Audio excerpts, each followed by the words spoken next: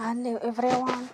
Today we talk about how to fix the app of AccuWeather.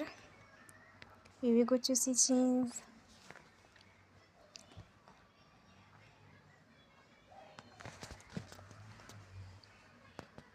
Then we click on apps.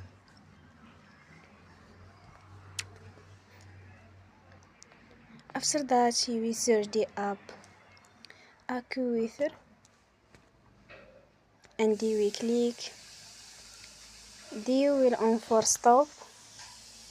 After that we go to storage. Then we click on clear cache.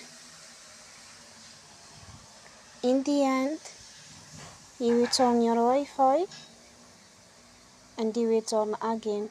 Don't forget to support us by like and subscribe. See you next time and thank you for watching.